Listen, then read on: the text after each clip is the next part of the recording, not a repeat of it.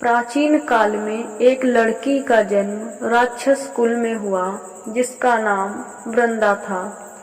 दैत्यराज कालनेमी जैसे राक्षस परिवार में पैदा होने के बाद भी वृंदा भगवान विष्णु की पूजा करती थी। जब वृंदा बड़ी हुई तो उसकी शादी जालंधर नामक दैत्य से हो गई। जालंधर काफी शक्तिशाली राक्षस था जिसका जन्म भगवान शिव के तेज के कारण समुद्र से हुआ था। बलवान होने के कारण जालंधर को दैत्यों का राजा बनाया गया। वृंदा से शादी करने के बाद जालंधर की शक्ति और पराक्रम बढ़ता ही गया। उसे किसी भी तरह से हराना मुश्किल था। जालंधर के बढ़ते अहंकार व आतंक से सभी देवता परेशान थे। जालंधर की बढ़ती ताकत के पीछे उसकी पत्नी वृंदा की विष्णु भक्ति और सतीत्व था।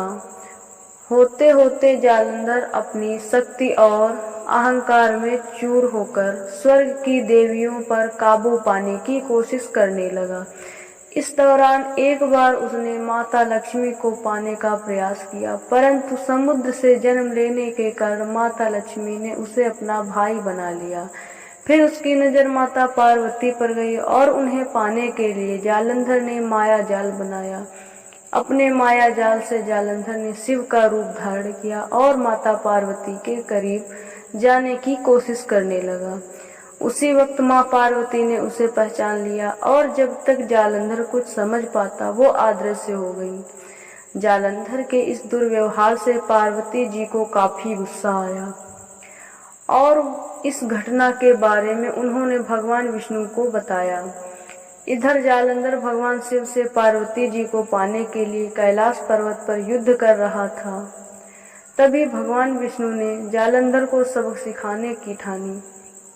सभी को पता था कि जालंधर अपनी पत्नी के पूजा पाठ और सतीत्व की वजह से ही अजेय हुआ है। ऐसे में भगवान विष्णु ने जालंधर को हराने के लिए उसकी पत्नी का पतिव्रत धर्म भंग करने के लिए मायावी जाल चली।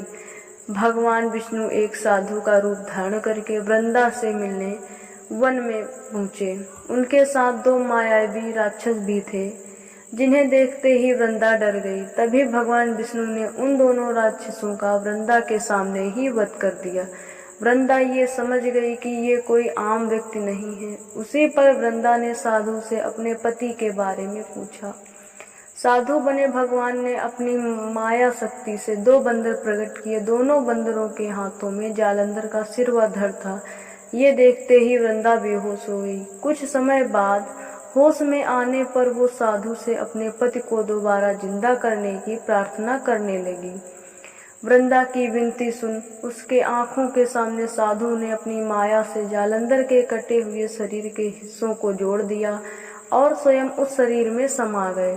वृंदा को जरा सा भी अंदाजा नहीं था कि उसके साथ ऐसा छल किया गया है। जालंधर का रूप धारण किए विष्णु जी को वृंदा अपना पति समझकर रहने लगी। वृंदा के ऐसा करने से उसका सतीत्व भंग हो गया, जिसके बाद जालंधर कैलाश पर्वत में युद्ध हार गया।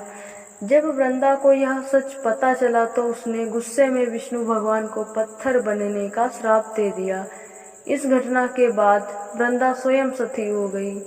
जिस स्थान पर वह भस्म हुई वहां तुलसी का पौधा प्रकट हुआ। विष्णु भगवान वृंदा की पति भक्ति से प्रसन्न हुए और उन्होंने कहा, हे वृंदा, तुम्हारी पति भक्ति देखने के बाद तुम मुझे प्रिय लगने लगी हो।